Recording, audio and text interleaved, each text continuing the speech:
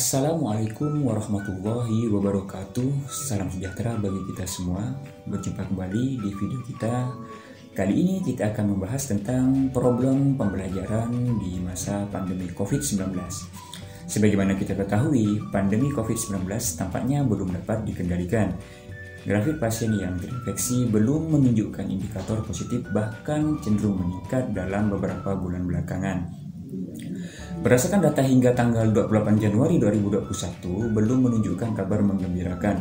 Kondisi ini masih menjadi hambatan terhadap kelancaran aktivitas masyarakat. Meskipun sebagian masyarakat cenderung skeptis terhadap situasi ini, tetapi masih banyak yang tetap waspada dengan menerapkan protokol kesehatan secara ketat. Namun tak sedikit pula yang menganggap bahwa virus ini tidak pernah ada, dan sebagian lagi masih meyakini sehingga tetap waspada terhadap ancaman virus. Namun memilih untuk bertindak seolah-olah hal ini bukanlah sebuah ancaman serius karena sudah merasa bosan dengan kondisi yang tak menentu. Penyelenggaraan pendidikan menjadi salah satu sektor yang paling terdampak. Sejak pandemi COVID-19 ditetapkan sebagai bencana nasional melalui keputusan Presiden nomor 12 tahun 2020 tentang penetapan bencana non-alam penyebaran corona. Bahkan beberapa pekan sebelum Kepres tersebut diberlakukan mulai tanggal 13 April 2020, aktivitas pembelajaran sudah terpaksa harus diikuti dari rumah masing-masing, sehingga pembelajaran dilaksanakan dengan model pembelajaran daring maupun sistem modul. Sejak awal, sebagian besar guru maupun siswa kurang dapat menyesuaikan diri dengan model pembelajaran daring. Persoalannya terlalu kompleks, mulai dari penyediaan perangkat pendukung pembelajaran yang dirasa berat tetapi harus ditanggung oleh orang tua seperti perangkat smartphone, laptop maupun komputer. Tidak seluruhnya memiliki fasilitas tersebut. Jikapun perangkat tersebut dimiliki, bukan berarti masalahnya selesai. Orang tua kemudian harus mengeluarkan biaya paket data internet yang mahal karena tidak semua memiliki akses wifi di rumah. Masalah selanjutnya yakni sinyal internet yang belum merata di setiap daerah. Dampaknya pembelajaran daring menjadi terhambat. Puncak dari berbagai macam problem pembelajaran di masa pandemi ini adalah mulai jenuhnya orang tua, para siswa, bahkan guru yang mengajar. Alih-alih ingin tetap meningkatkan kompetensi siswa, pembelajaran metode daring dirasa menimbulkan beban lebih berat bagi sebagian orang, khususnya siswa. Belakangan para orang tua merasakan juga imbasnya karena harus mendampingi putra-putrinya belajar. Hal ini menjadi problem serius bagi orang tua, terutama yang kedua orang tuanya bekerja di luar rumah, tidak banyak waktu untuk memberikan bimbingan secara baik. Di samping itu, menjadi pengampu seluruh mata pelajaran bagi orang tua bukanlah perkara yang gampang. Pada suatu lembaga pendidikan saja, setiap guru mengampu mata pelajaran masing-masing sesuai disiplin keilmuannya. Kemudian, pembelajaran menggunakan metode berbasis tugas berupa modul maupun metode penugasan lainnya yang kemudian menjadi beban berat bagi sebagian besar siswa. Kemudian, yang selanjutnya, kasus penderita pandemi tampaknya belum menunjukkan tanda-tanda akan segera berakhir dalam waktu dekat.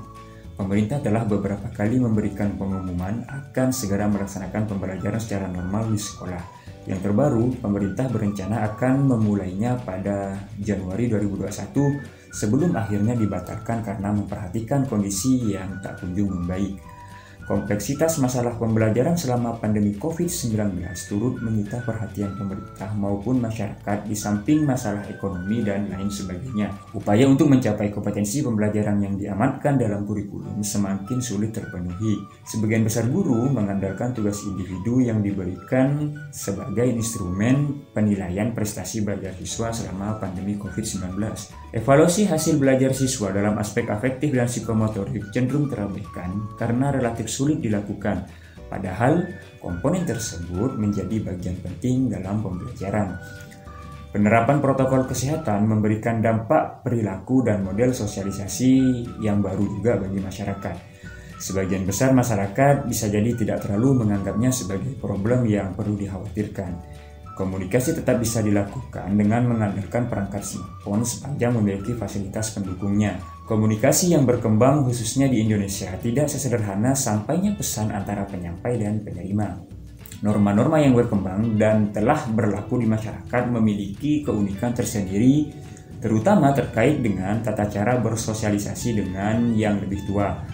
Anak-anak di Indonesia selama ini dilatih untuk mencium tangan atau umumnya masyarakat menyebutnya dengan salim setiap berinteraksi atau bertemu dengan orang yang lebih tua. Bahkan pendekatan ini sudah menjadi standar norma yang berkembang di masyarakat Indonesia. Namun selama pandemi COVID-19, sikap tersebut justru yang paling dihindari. Bagi para orang dewasa, tentu perubahan perilaku tersebut bukanlah masalah besar, dengan kesadaran bahwa hal tersebut bersifat sementara dan sebagai upaya menyesuaikan diri pada kondisi saat ini. Tapi dalam perspektif pembiasaan perilaku kepada anak, hal ini menjadi masalah relatif serius terutama bagi anak usia dini dan usia sekolah dasar. Mengapa umumnya masyarakat Indonesia harus mencium tangan kepada yang lebih tua? Kemudian apa sih manfaatnya? Di samping sebagai standar norma yang berlaku, mencium tangan orang yang lebih tua setidaknya memiliki 4 manfaat. Yang pertama, menumbuhkan rasa hormat kepada yang lebih tua. Kemudian yang kedua, menambah kedekatan emosional. Kemudian yang ketiga, mendeteksi keadaan suhu tubuh anak, yakni saat bersalaman, punggung tangan orang tua menyentuh dahi anak. Hal ini dapat sekaligus dimanfaatkan untuk mengecek kondisi tubuh anak. Kemudian yang keempat, meningkatkan kemampuan psikososial. Anak-anak yang terbiasa menerapkan salim atau mencium tangan kepada orang lebih tua cenderung memiliki sikap mandiri dan percaya diri. Selain itu, respon terhadap lingkungan di sekitarnya berkembang dengan baik. Khusus anak usia 0-3 tahun, menurut Erikson, merupakan tahapan penting menanamkan perilaku-perilaku baik kepada anak. Karena anak berada pada tahap perkembangan untuk meniru segala sesuatu dengan baik. Nyaris seluruh perilaku yang dilihat dan diajarkan secara terus-menerus dari awal akan menjadi perilaku yang melekat bagi anak sampai dewasa kelak. Meskipun jika anak terbiasa menirukan hal-hal buruk masih bisa saja dirubah, namun relatif sulit dilakukan jika telah membudaya dalam kehidupannya. Karena Hafik Hars menyebut salah satu tugas perkembangan anak pada usia sejak lahir sampai 6 tahun yakni membentuk konsep sederhana mengenai kenyataan sosial dan fisik, serta berhubungan dengan emosional dengan orang tua, saudara kandung, serta orang lain. Dan orang tua merupakan objek sosial terdekat anak di mana anak akan meniru dan melakukan apa yang mereka lihat dari orang tuanya. Salah satu kegiatan sederhana yang dapat menunjang itu semua adalah dengan salim ataupun mencium tangan. Selama masa pandemi COVID-19, jangankan untuk mencium tangan, berjabat tangan saja untuk sementara dihindari dan diganti salam dengan berbagai variasinya. Problem selanjutnya yakni sikap orang tua yang terpaksa menjauhkan anak-anak dari kerumunan yang sejatinya mereka masih memerlukan pola interaksi tersebut untuk mengasah kemampuan sosialisasinya. Anak-anak lebih senang ketika berkumpul bersama banyak orang, terutama bersama teman sebayanya. Sebagian besar orang tua juga sangat mendukung agar anak-anak bermain untuk mengasah kemampuan sosialisasinya. Selama pandemi COVID-19, semua aktivitas yang melibatkan banyak orang dan bersentuhan secara langsung harus dibatasi, bahkan cenderung dihindari. Tindakan ini diambil karena kondisi tersebut harus ditempuh, namun kemudian justru menimbulkan problem baru bagi pendidikan anak, terutama anak usia dini. Jika pembatasan tersebut terus terjadi, maka anak-anak kurang mendapatkan pengalaman interaksi dengan orang lain, khususnya bersama teman sebaya. Hal ini dapat menghambat kemampuan anak dalam menyesuaikan diri terhadap lingkungannya.